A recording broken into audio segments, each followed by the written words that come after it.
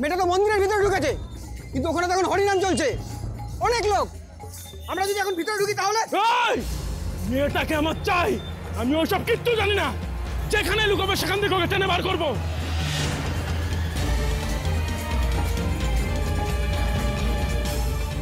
কি করি আমি এখন ঠাকুর?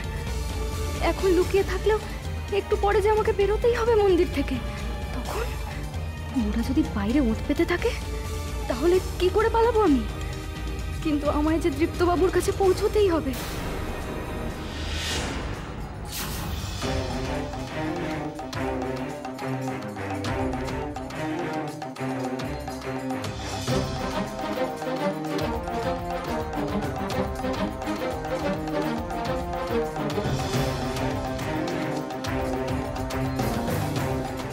ওখানে তো অনেকে এমন শাড়ি পরে আছে, আমি যদি শাড়িটাই পাল্টে ফেলি তাহলে তো ওদের মতো মিশে যেতে পারবো। তখন কি আমি লুকিয়ে পালাতে পারবো না?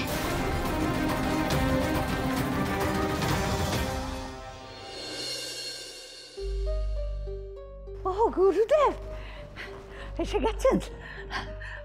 প্রণাম হই, প্রণাম হই। আপনার কুষ্ঠিটা দেখেছেন? ওর রক্ষা কবচের কথা কিছু ভাবলেন? কোনো খোঁজ পেলেন? হ্যাঁ পেয়েছি, তো আরো নিশ্চিত হওয়ার জন্য দীপ্তর হাতটা আরেকবার দেখতে হবে। ওকে একবার ডাকুন। ও ও আচ্ছা, আপনি দয়া করে বসুন, আমি ডাকছি। দীপু, দীপু, ও দীপু, দাদু ভাই আয়, তাড়াতাড়ি আয়, তাড়াতাড়ি আয়, আয়। তুমি ডাকছো? ডাকছি ডাকছি, গুরুদেব এসেছেন।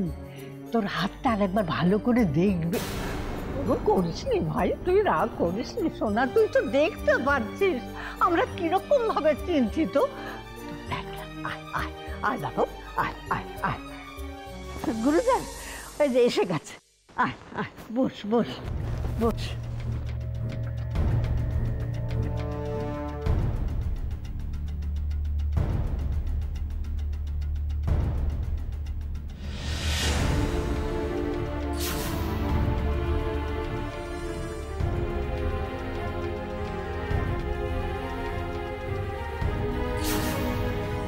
যা ভেবেছি তাই, কুষ্ঠি এবং হস্তরেখা একই দিকে নির্দেশ করছে। নির্দেশ কি গুরুদেব? দীপ্তর সামনে সমূহ বিপদ, আর সেই বিপদ থেকে রক্ষা করতে পারে একজনই, আর সেইও রক্ষা কবচ। কে গুরুদেব? কে? দীপ্ত স্ত্রী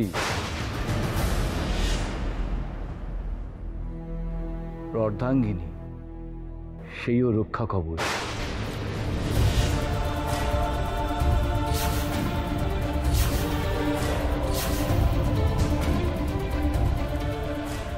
আমি এই বিয়ে মানি না বাবা। ভুল করলি দীপু, ত্রিনয়নীকে সঙ্গে না নিয়ে এসে খুব ভুল করলি। ওই যে তোর রক্ষা জয় গুরুদেব, জয় গুরুদেব, আপনার জয় হোক, জয় হোক আপনার। আপনি আমার দাদু ভাইয়ের প্রাণ রক্ষার পথ খুঁজে পেয়েছেন। আর জানেন, আমার ছেলে তপু ওর সমস্ত সম্পত্তি দাদু ভাইয়ের বউয়ের নামে লিখে দিয়েছে। আবার সেই বউ যদি দাদু ভাইয়ের রক্ষা কবচ হয়, এই তো সোনায় সোহাগা। আমি কিন্তু আর দেরি করবো না, এই বৈশাখী দাদু ভাইয়ের বিয়ের ব্যবস্থা করবই করব।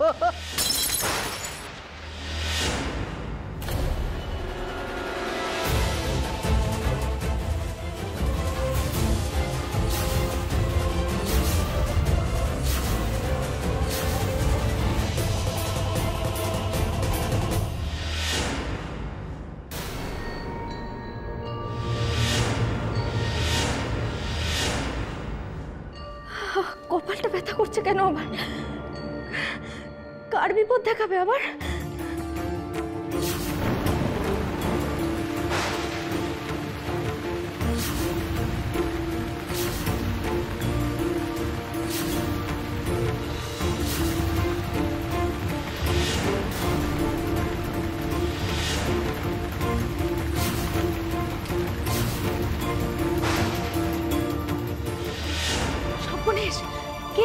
করে গাছের নিচে?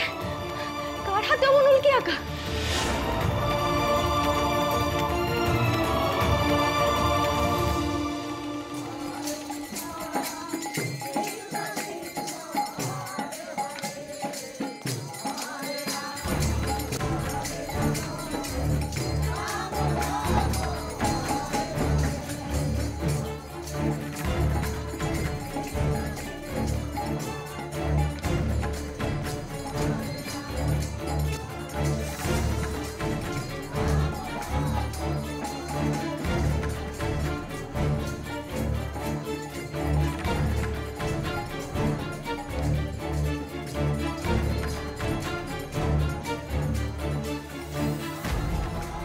আপাতত এদের মাঝে মিশে গিয়েই বসি, তারপর সবাই যখন বেরোবে ভিড়ে মিশে আমাকেও পালাতে হবে।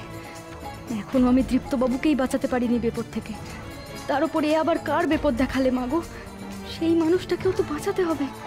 এখন আমি কোথায় পাই তাকে? এখান থেকে বেরোতে না পারলে যে কিছুই করতে পারবো না।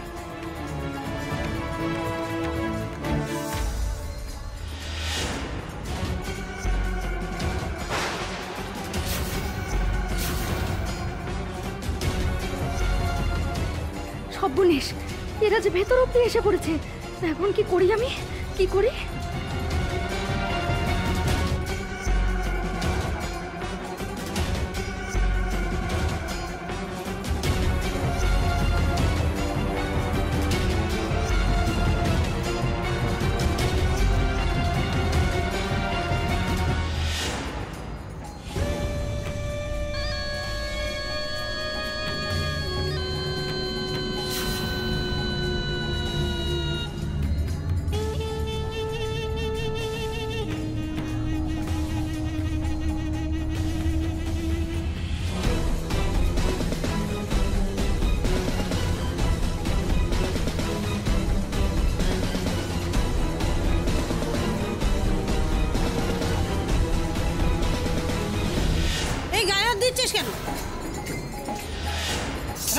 মানে আমি আরে গায়ে দিইনি আমি।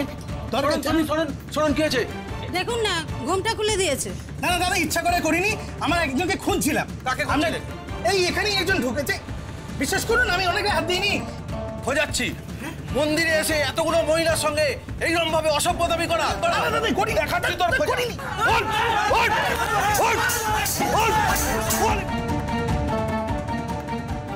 দাঁড়াও, দাঁড়াও বলছি।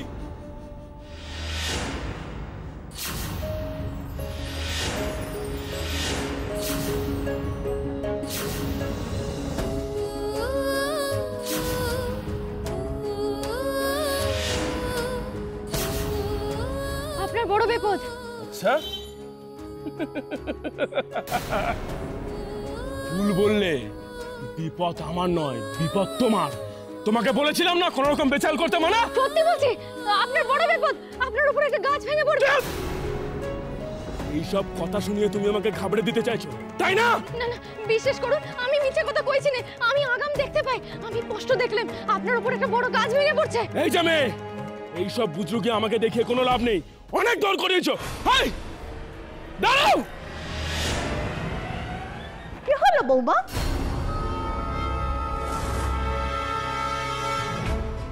দাদু ভাইয়ের বিয়ের কথা শুনে তোমার হাত থেকে খাবার পড়ে গেল কেন?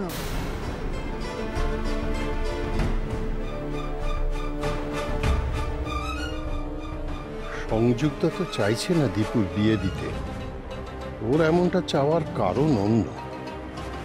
কিন্তু আমিও যে চাইছি না এত তাড়াতাড়ি দীপুর বিয়ের কথা উঠুক। মিথ্যে উইলে যে আমি সম্পত্তি দীপুর বউকে দেওয়ার কথা বলেছি, দীপুর বিয়ে হয়ে গেলে সংযুক্তারা যে দীপুর বউকে। বৌমা, বৌমা তোমার কি কিছু হয়েছে? না মা, আমার কিছু হয়নি। আসলে দীপুর বিয়ের কথা আপনি বললেন, এর মধ্যে বৈশাখ মাসের মধ্যে দিতে হবে। বৈশাখ মাস তো পড়ে গেছে মা। এইটুকু সময়ের মধ্যে পছন্দ করে মেয়ে এনে দীপুর বিয়ে দেওয়া, এইসব ভেবে আমি একটু পাজলড হয়ে গেছিলাম। তাই হাত থেকে মাংস পাটিটা পড়ে গেল। কিন্তু মা এটা কি করে সম্ভব? এত তাড়াহুড়ো করে এভাবে বিয়ে দেওয়াটা কি হয় নাকি? বিয়ে কি একটা ছেলে খেলা?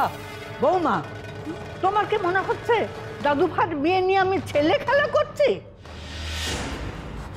না মা, আমি সেটা বলতে চাইনি, প্লিজ আপনি অন্যভাবে নেবেন না। আমি বলতে চাইছিলাম আসলে দীপু দীপু আমার বড় ছেলে মা, ওর বিয়ে নিয়ে আমার কত স্বাদ।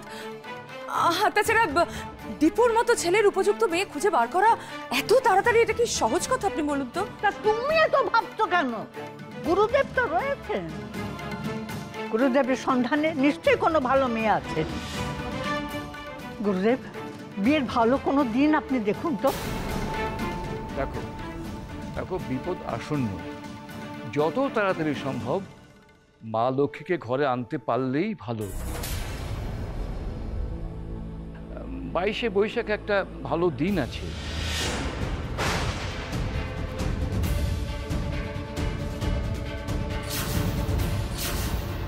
বাইশে বৈশাখী আমি দাদু ভাই বিয়ে দেব। না না, এভাবে সব সম্পত্তি আমার হাত থেকে বেরোতে পারে না, কিছুতেই পারে না, কিছুতেই না।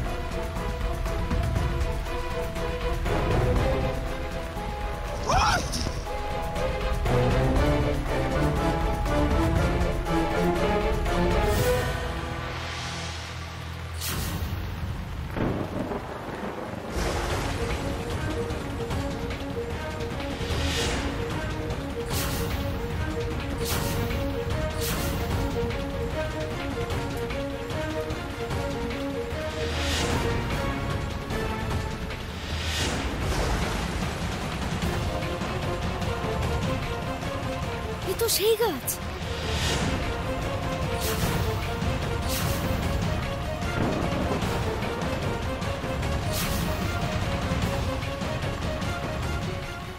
এখন কি করি আমি? আড়াল থেকে বেরোলে উনি আমায় ধরে নিয়ে যাবেন, আর না বেরোলে তো ওনাকে বাঁচাতে পারবো না। গাছটা যে ভেঙে ওনার উপর পড়লো বলে।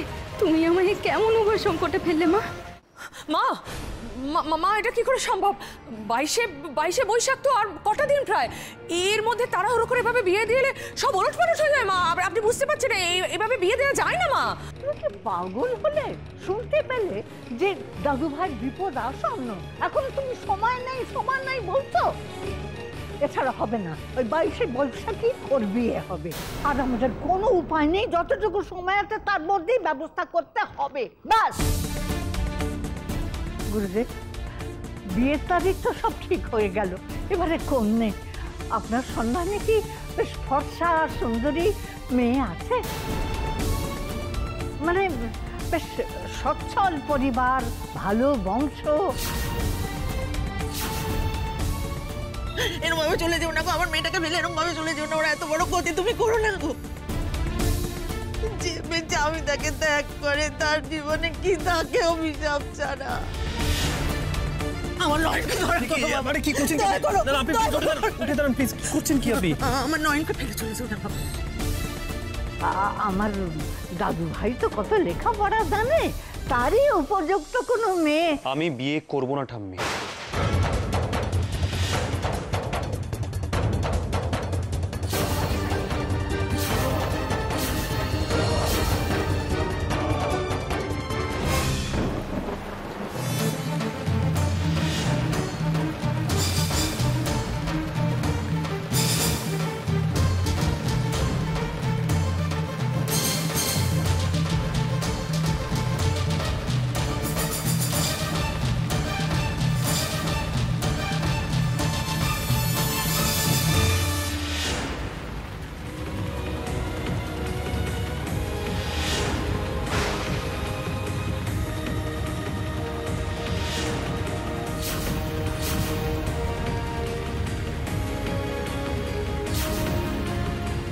সত্যি বলছি, আপনার বড় বিপদ, আপনার উপরে একটা গাছ ভেঙে পড়বে।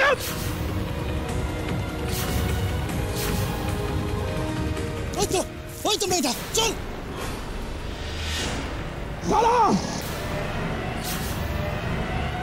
ওর গায়ে কেউ হাত দিবি না, কেউ না।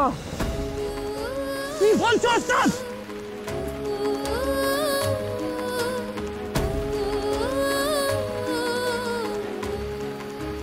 কে তুমি?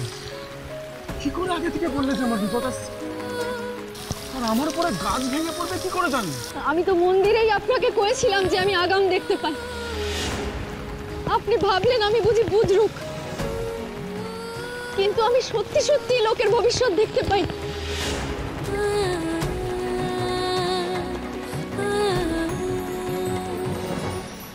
ভবিষ্যতে যা হবে হবে, কিন্তু এখন আমি বিয়ে করতে পারবো না। দাদু ভাই, এটা ভবিষ্যতে অন্য কিছু হবার জন্য নয়, এটা তো জীবন মরণের প্রশ্ন। তুই সবসময় না না বলছিস কেন? আমার কথা শুনছিস না কেন ভাই? আমি যা বলার বলে দিচ্ছি, আমাকে প্লিজ তোমরা জোর করো না, প্লিজ। দাদু ভাই,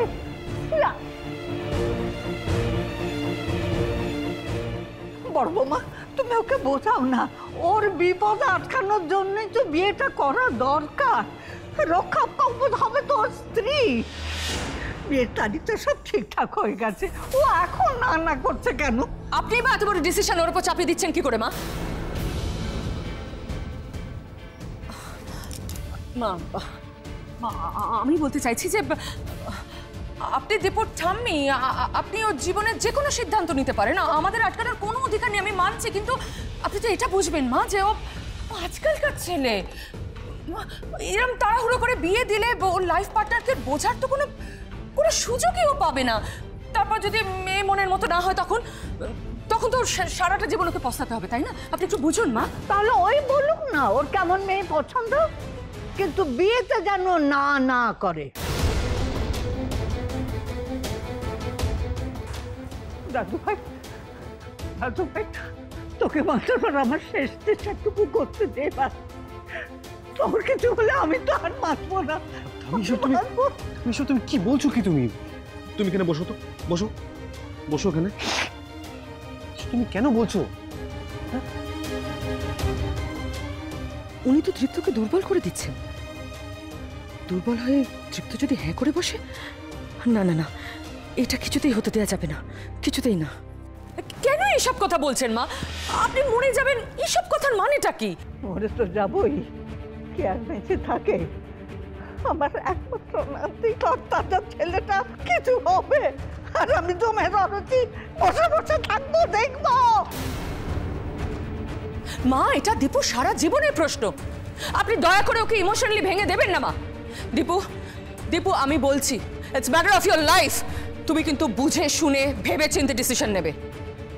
ভাবনা চিন্তার দিন তখনই শেষ হয়ে গেছে, যখন ওর অত বড় একটা অ্যাক্সিডেন্ট হয়েছে। ভাগ্যের জোরে ও বেঁচে ফিরেছে, কিন্তু আর আমি ওর কোনো দুঃখী দেব না। মা, আপনি কেন ওকে এভাবে প্রেশার দিচ্ছেন মা? ওকে একটু ভাবনা চিন্তা করার সময় দিন। আমি আর কোনো কিচ্ছু শুনতে চাই না। আমার জন্য তোকে এই বিয়ে করতেই হবে। ঠামি, শোনো না ঠামি, আমি বুঝতে পারছি তুমি আমাকে নিয়ে কতটা কনসার্ন। দেখো, এইভাবে তাড়াহুড়ো করে বিয়ের জন্য আমি প্রস্তুত নই। ইভেন এমনও নয় যে আমার কাউকে পছন্দ হচ্ছে। আমি সত্যিকারে বলছি, আমি এখন বিয়ে করতে চাই না। আমার এই বিয়ের ব্যাপারটি একদম ভালো লাগছে না।